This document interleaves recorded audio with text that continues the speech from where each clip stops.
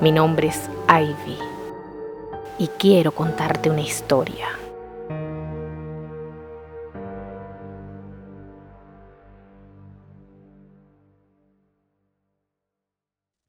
Carlos y Brenda habían buscado durante meses la casa perfecta, con 2 hijos pequeños, Juan de 8 años y Richard de 9.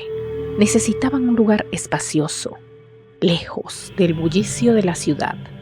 Fue Brenda, agente inmobiliaria de profesión, quien encontró la casa de sus sueños en una liquidación bancaria.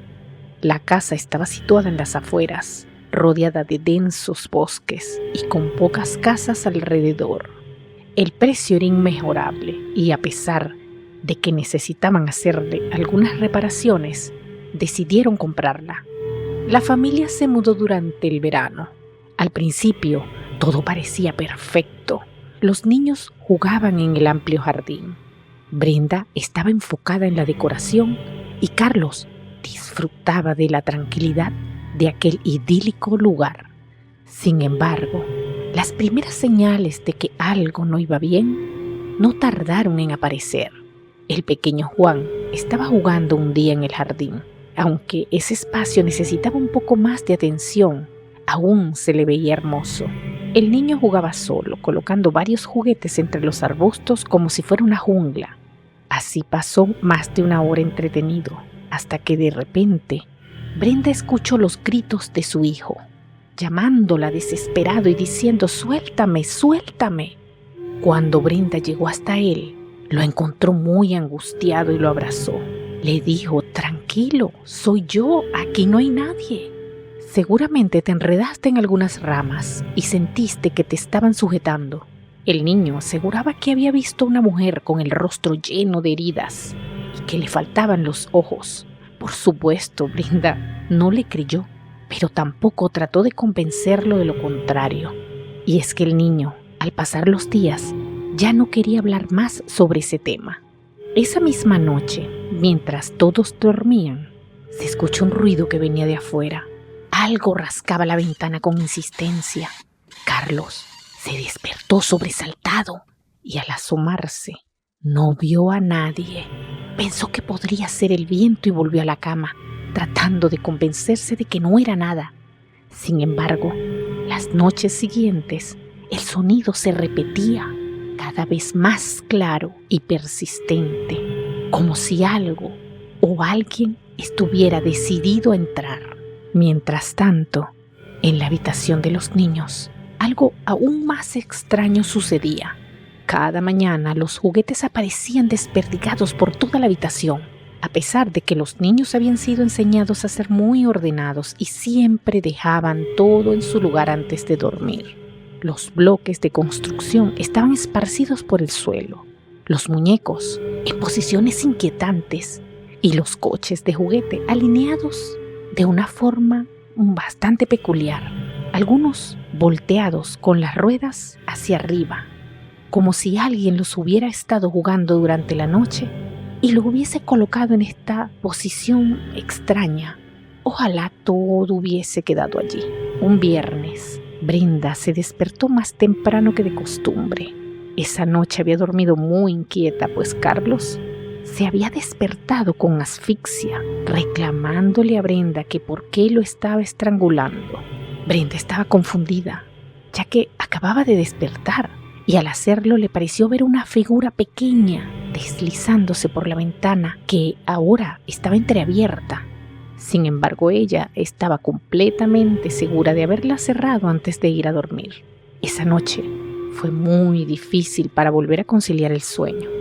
Aunque Brenda al principio atribuía aquellos hechos a la adaptación a la nueva casa, cuando se dirigió esa mañana a la habitación de sus hijos, se encontró con una escena que parecía obra de un psicópata. Todos los muñecos tenían los ojos extirpados y estaban colocados a los pies de la cama de los 2 niños. El pánico no se hizo esperar en aquella madre. La desesperación se apoderó de ella y no dudó en llamar a la policía local. En menos de media hora, una patrulla y 2 oficiales llegaron a la puerta y se apresuraron a asistir a la afectada familia. Todos estaban despiertos y esperando en la entrada de la casa.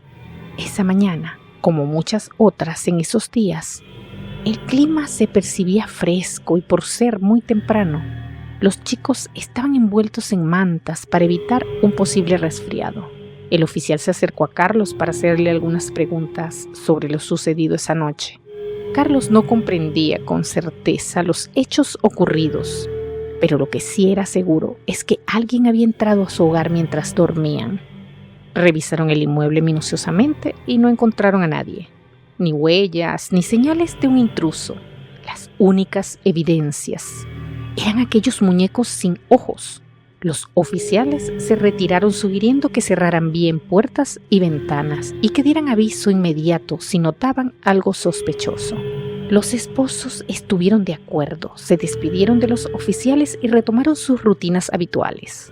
Los niños fueron al colegio y ellos a sus respectivos empleos. Esa noche, al regresar a la casa, todos concluyeron que lo más sensato sería dormir juntos.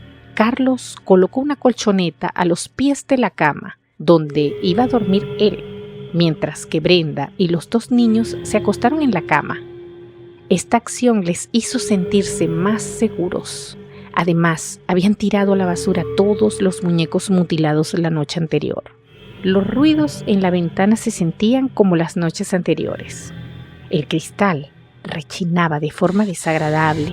Brenda estaba decidida a llamar nuevamente a la policía, pero Carlos no quiso.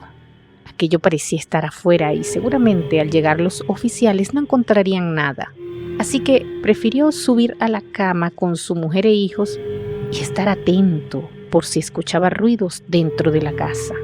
A la mañana siguiente se despertaron un poco más tarde debido al cansancio acumulado durante la semana. Esa noche no sucedió nada más aparte del rechinido de los cristales. Desayunaron y Brenda decidió darle vida al jardín, que se encontraba muy descuidado. Fue al vivero y trajo unas hermosas plantas. Luego comenzó a excavar para colocar el abono y plantarlas. Cuando estaba haciendo el tercer hoyo para colocar el abono, se topó con un trozo de madera, o es lo que parecía. ¡Qué raro! Fue lo primero que pensó. Continuó tratando de extraer el objeto, pero de repente apareció ante sus ojos una osamenta. Brenda soltó un grito y cayó sentada, horrorizada. Carlos llegó corriendo para auxiliarla y quedó tan impresionado como ella. Allí estaba una osamenta. ¿Cómo llegó ahí? Era la interrogante de Carlos. Nuevamente, los oficiales acudieron a su llamado y acordonaron el área. En menos de una hora, un grupo de efectivos y forenses comenzó a desenterrar los restos del desafortunado encontrado en ese jardín. En las horas y días siguientes, descubrieron muchos más cadáveres. Desesperado, Carlos decidió investigar la historia de la casa. Al principio pensó que tal vez la casa había sido construida sobre un antiguo cementerio y que no se habían ocupado de los restos. Aunque esa teoría era bastante aterradora, no tenía el mismo impacto que lo que descubrió días después. Carlos averiguó que muchos de los antiguos habitantes habían reportado fenómenos similares antes de abandonar el lugar. Los relatos de los vecinos contaban historias de desapariciones en las cercanías que databan de 2 décadas atrás y que luego el lugar se tornó misterioso con apariciones y sucesos inexplicables en los alrededores.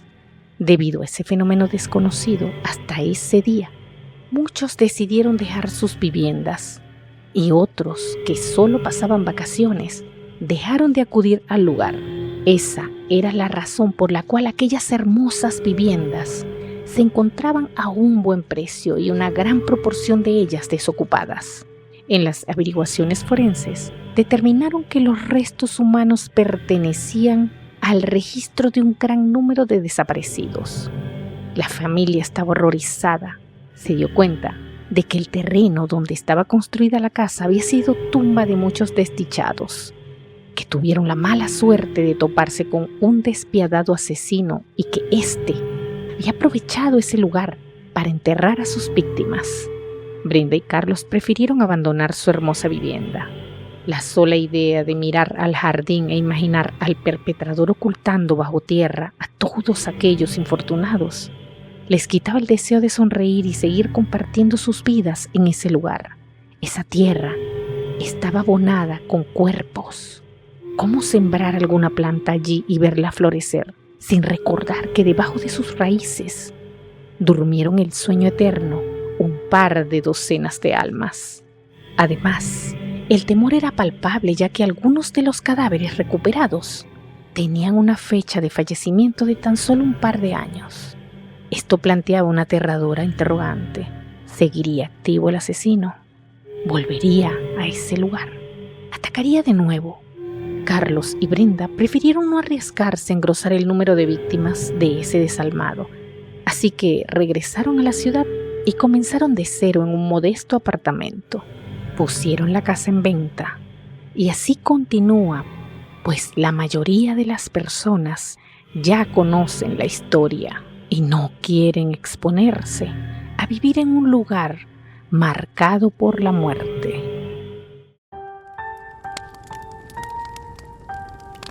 Comparte esta historia, únete a mi canal y así conocerás más crónicas espectrales.